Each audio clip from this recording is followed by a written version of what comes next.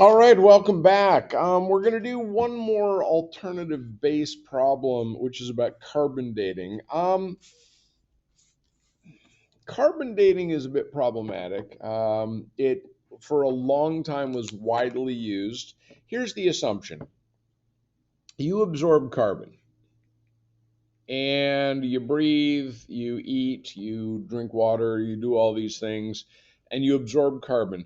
And you absorb carbon till you die, at which point the carbon in your body, which now is this instead of that, starts decaying.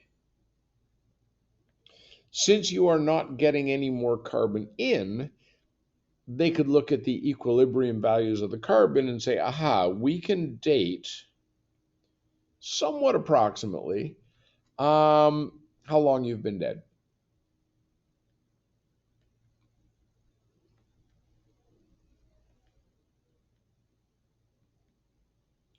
Now, here's the problem with carbon dating. It turns out that they were sort of wrong about how the equilibrium values in your body would set themselves.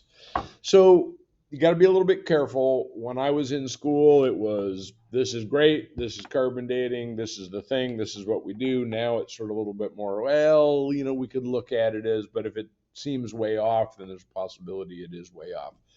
So, quick example about carbon dating. Let's take a look at this. First off, C14, carbon 14 has a 5,700 year half-life. What we now know, based on our previous video, is that this gives us an equation of y equals y sub naught 1/2 to the t over 5,700 years. And the basic idea is that if we are analyzing something that is dead, tree, bug, animal, if 10% of the carbon is gone, the question is, how old, how long has it been since oh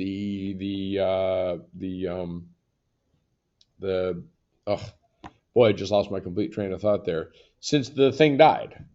So 10% gone means that we have 90% of the original left.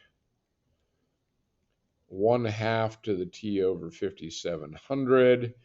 Doing all the fiddly logarithms that we have been doing, we remember that it's just 5,700 natural log of 0.9 over natural log of 1/2, which gives us approximately 866 years. And so we would say the sample of whatever it was is about 866 years old. Again, take it with a grain of salt. You may not run into this depending on what you do, but it's an interesting calculation either way. The idea that you could take a sample of a